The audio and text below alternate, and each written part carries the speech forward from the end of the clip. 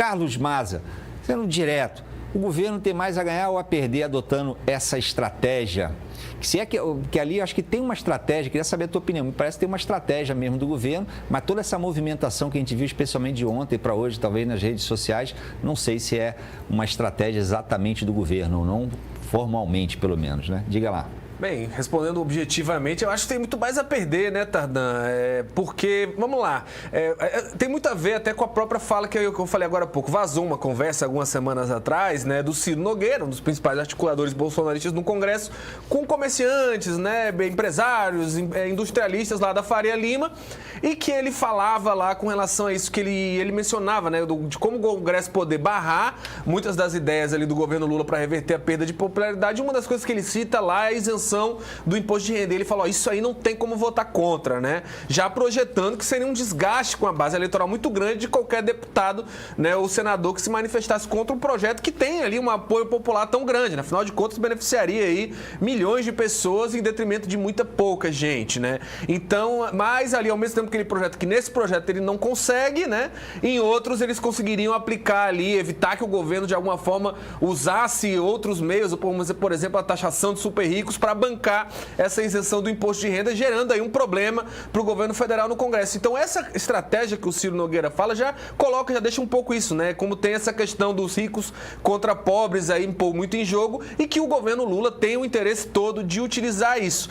É a melhor saída, né? Volta àquela questão que a gente tinha falado agora há pouco. É a única estratégia que o governo tem? Ele tem muito a ganhar? É muito arriscado, né, Tardan? Por vários fatores. Primeiro porque a gente já viu que a esquerda tem muita dificuldade, né, em ocupar esse espaço do debate público, principalmente em rede social. Tem gente que aponta até que o algoritmo muitas vezes pode ser viciado contra o interesse do governo. Vídeos do Nicolas Ferreira, o Haddad tem dito isso, né? Alcançam um volume de visualizações maior do que o existente de número de pessoas que falam português no planeta Terra, né? Enquanto a esquerda tem uma dificuldade patina com relação a essa comunicação online, né?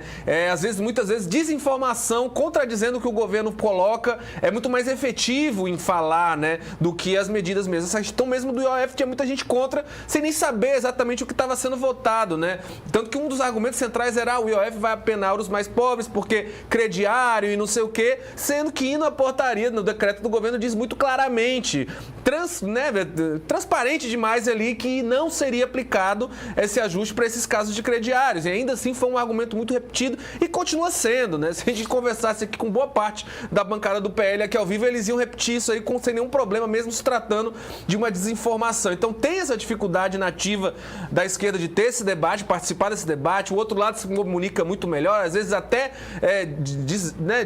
interrompe, né, a capacidade da esquerda de esclarecer com relação a esse projeto dela, com relação a isso. Você também tem a figura do Hugo Mota, que é um cara que já mostrou que ele não tem muito apego ideológico com muita coisa e que se incomoda com esse tipo de ação do governo, né? Vamos lembrar que uma das razões para a derrubada ali do ajuste no IOF foi declarações que o Haddad deu ali, colocando culpa no Congresso, colocando o Congresso como vilão, nas palavras do próprio Hugo Mota, com relação ao possível aumento da conta de luz, né? Então, a gente sabe, hoje o governo tem muito a perder no Congresso, né? O Hugo Mota pode pautar uma anistia, pode voltar aí, resgatar de outras pautas se ele se sentir incomodado. Então, isso é um fator que pesa também na relação. E, por fim, rapidinho... É a questão de que é uma luta um pouco complicada se tratar quando você está falando de Congresso, né, Tardan? Porque é aquela história, o Lula, eles mesmos já estão falando que isso tem muito a ver com 2026. O Lula, para ser reeleito, ou o indicado dele ser eleito em 2026, ele precisa de 50% dos votos mais um, né, do país inteiro. Um deputado, para ser eleito, se ele é odiado, absolutamente odiado, por 95% do estado dele, mas 5% gosta dele, ele é o deputado eleito mais votado, né? Um deputado que tem 5% dos votos do estado é o mais votado. Aqui no Ceará, acho que o mais votado teve 4%, que foi o André Fernandes, né? Então, o cara que consegue 5% tá estourando de popularidade. Então, é uma disputa um pouco desigual. Não sei se vale a pena para o governo entrar quando ele acaba claramente tendo muito mais a perder e tendo uma batalha que já começa aí muito mais difícil de ser ganhada, Tardan.